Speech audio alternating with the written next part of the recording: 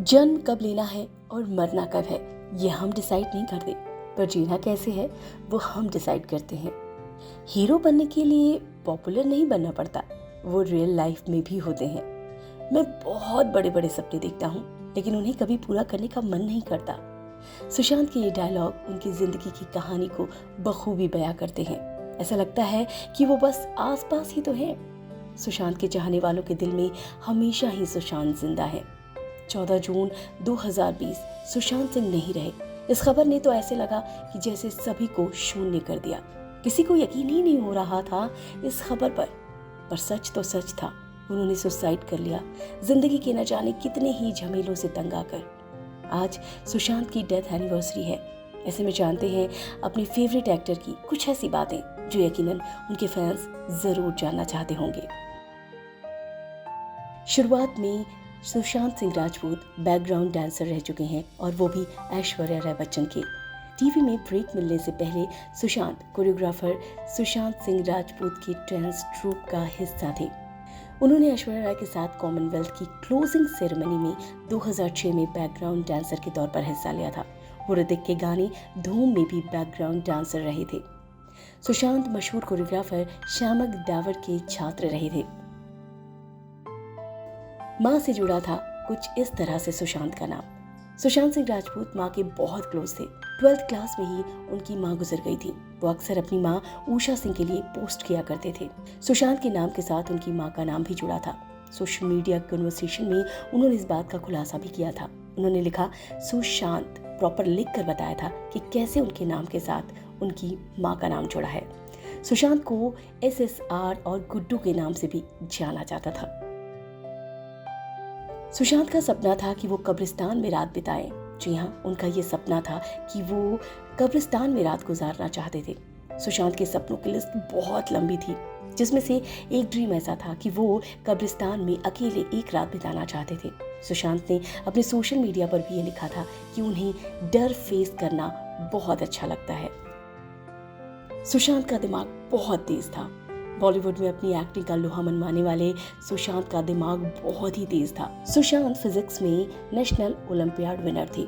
वो चीजों को बहुत ही तेजी से सीखते थे। रिपोर्ट्स की माने तो दिल्ली टेक्निकल यूनिवर्सिटी की परीक्षा में 2003 में उनकी 7वीं रैंक थी, लेकिन उन्होंने एक्टिंग के लिए अपनी इंजीनियरिंग की पढ़ाई छोड़ दी। वो दोनों हाथों से काम कर लेते थे। उन्होंने दोनों हाथों के साथ काम करना और साथ ही साथ गिटार बजाना सीखा।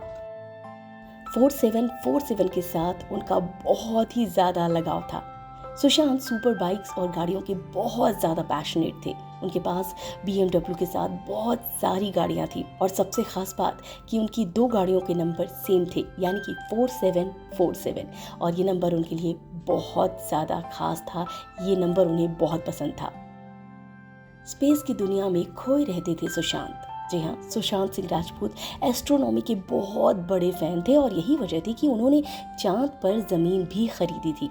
इतना ही नहीं, उन्होंने काफी एडवांस टेलीस्कोप खरीदा था, जिससे वो चांद और दूसरी गैलेक्सी देखा करते थे। साथ ही वो स्पेस के बारे में बहुत कुछ पढ़ते रहते थे और खुद को अपडेट भी किया करते थे। इतना ही नहीं, वो तो एस्ट्रोनॉट के रोल की तैयारी के लिए नासा भी गए थे।